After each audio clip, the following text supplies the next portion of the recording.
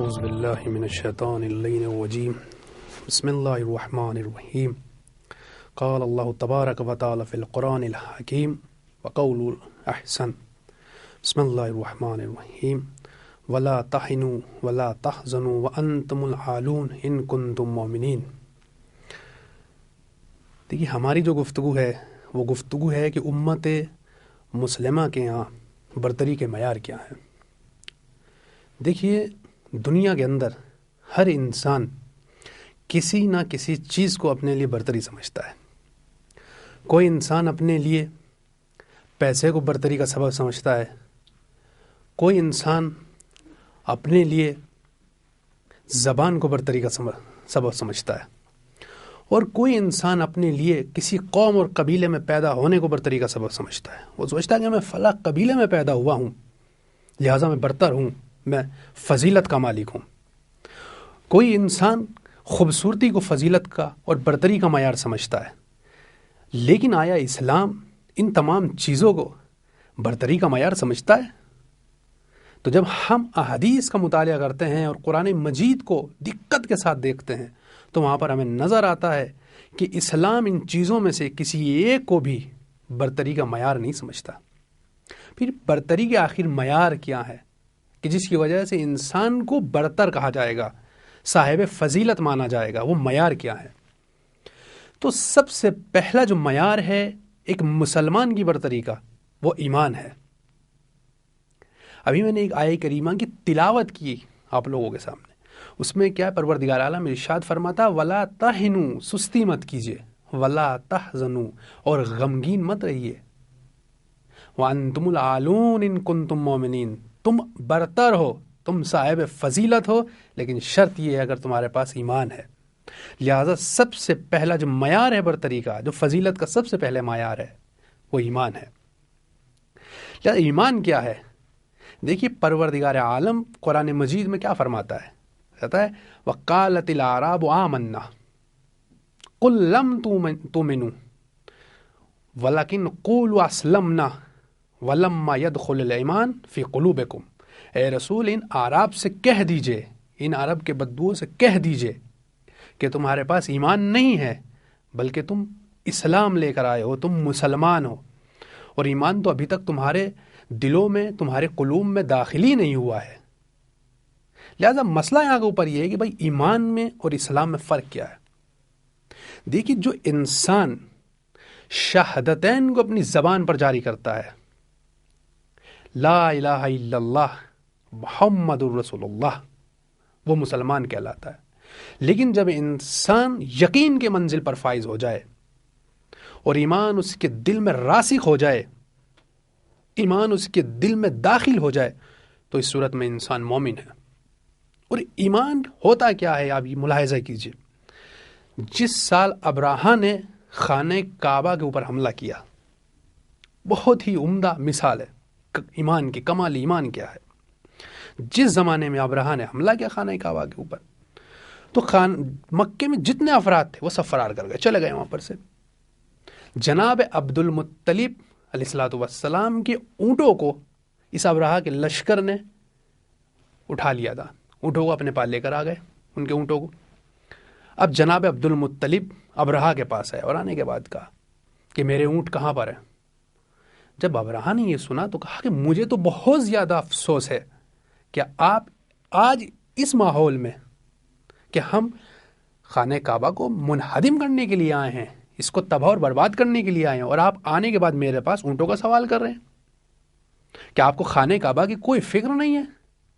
جناب عبد المطلب علیہ الصلوۃ والسلام نے فرمایا، کہا کہ میں ان اونٹوں کا مالک ہوں، اس خانہ کعبہ کا بھی ایک مالک ہے جو ان کریم ان کو بچا لے گا۔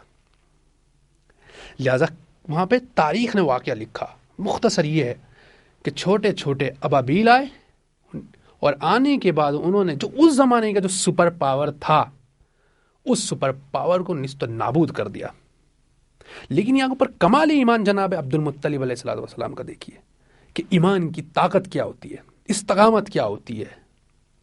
آئے اور آنے کے بعد اونٹوں کا سوال کیا، کہا کہ جیسے میں ان کا مالک ہوں، خانہ کعبہ کا بھی ایک مالک ہے کہ جو ان قریب اس کو بچا لے گا۔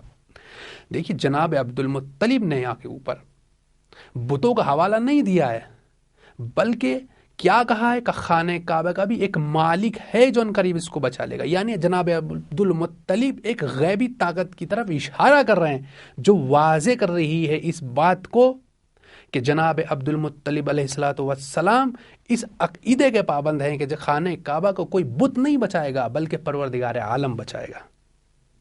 یہ ایمان ہے جناب عبد المطلب ہے. لہذا برتری کا جو معیار ہے ہمارے سامنے، اگر ہم دنیا کے کسی سپر پاور کے سامنے بھی کھڑے ہوئے ہوں تو ہمارا ایمان مضبوط ہونا چاہیے. اگر ہمارے پاس ایمان ہے تو یقین جانیے ہم برتر ہیں، ہم صاحب فضیلت ہیں، ہم صاحب فضل ہیں. دوسری چیز جو ایک مسلمان کی برتری کا معیار ہے وہ عمل صالح ہے. دیکھیے قرآن مجید میں جہاں جہاں پر ایمان کا ذکر کیا گیا ہے وہاں وہاں پر عمل صالح کی بھی دعوت دی گئی ہے. عمل صالح، رسول خدا صلی اللہ علیہ وآلہ وسلم فرماتے ہیں کہ کوئی بھی شخص کسی دوسرے شخص کے اوپر برتری نہیں رکھتا مگر یہ کہ عمل صالح.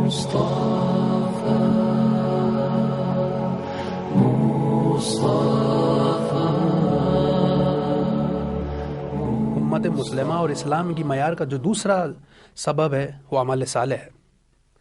دیکھیے قرآن مجید میں سورہ والعصر بسم اللہ الرحمن الرحیم ان الانسان لفی خسر الا الذین آمنوا وعملوا الصالحات وتواصوا بالحق وتواصوا بالصبر. دیکھیے انسان حقیقی طور سے تین چیزیں اس کے پاس ہوتی ہیں.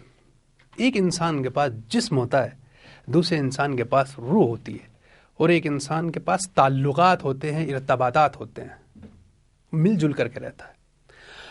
انسان کی روح گھاٹے میں ہوگی. کس وقت انسان کی روح گھاٹے میں ہوگی؟ جب انسان کے پاس ایمان نہیں ہوگا تو اس صورت میں انسان کی روح گھاٹے میں ہے. اور اگر انسان عمل صالح اور نیک عمل انجام نہیں دیتا تو اس صورت میں انسان کا جسم خسارے اور گھاٹے میں ہے، نقصان میں ہے. اسی طریقے سے اگر انسان حق کی اور صبر کی ایک دوسرے کو وصیت نہیں کرتا تو انسان کے ایک دوسرے سے جو تعلقات ہیں وہ نقصان میں ہیں، وہ خسارے میں ہیں. لہٰذا جو دوسرا سبب ہے ہماری مسلمانوں کی برتری کا، فضیلت کا، وہ عمل صالح ہے، نیک اعمال انجام دینا ہے. اگر ہم عمل صالح انجام دیتے ہیں تو ہم برتر ہیں. تیسرا سبب برتری کا تقوی ہے، تقوی الہی. دیکھیے سب سے پہلے تو ہمیں یہ بیان کرنا ہے کہ تقوی کسے کہتے ہیں. ہم نے بیان کیا کہ برتری کا ایک معیار تقوی ہے، لیکن بھائی تقوی کہتے کسے ہیں؟ امام جعفر صادق علیہ الصلوۃ والسلام فرماتے ہیں کہ تقوی کسے کہتے ہیں؟ تو امام نے فرمایا کہ پروردگار عالم تم لوگوں کو جہاں دیکھنا چاہتا ہے وہاں سے غائب مت ہوئیے، اور جہاں تم کو دیکھنا نہیں چاہتا وہاں پر حاضر مت ہوئیے. اسی کا نام تقوی ہے. یعنی مطلب یہ ہوا اس حدیث شریفہ کا کہ پروردگار عالم نے جو چیزیں ہم پر واجب کی ہیں ہم ان کو انجام دیں، اور جن چیزوں سے ہمیں منع کیا ہے ہم ان سے اپنے آپ کو روک لیں. اس کا نام تقوی ہے. لہٰذا برتری کا ایک معیار تقوی ہے. پروردگار عالم قرآن مجید میں ارشاد فرماتا ہے بسم اللہ الرحمن الرحیم یا ایھا الناس ان خلقناکم من ذکر و انثی وجعلناکم شعوبا وقبائل لتعارفوا ان اکرمکم عند اللہ اتقاکم. اے لوگو، ہم نے تم کو ایک مرد اور ایک عورت سے پیدا کیا ہے، اور اس کے بعد تم کو مختلف قبیلوں میں قرار دیا ہے، مختلف شاخوں میں قرار دیا ہے. کیوں؟ لتعارفوا، تاکہ تم ایک دوسرے کو پہچان سکو. اور یقیناً پروردگار عالم کے نزدیک سب سے محترم وہی ہے کہ جس کا تقوی اور جس کی پرہیزگاری سب سے زیادہ ہے.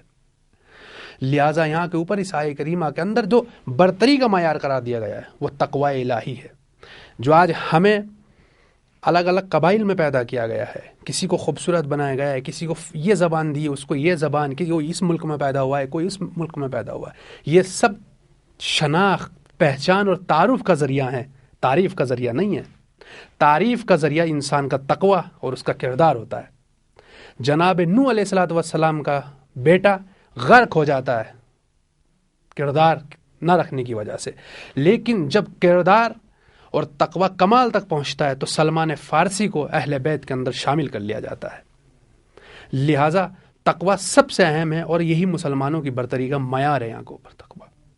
اور آخری چیز جو مسلمانوں کی برتری کا معیار ہے وہ خلوص اور اخلاص ہے.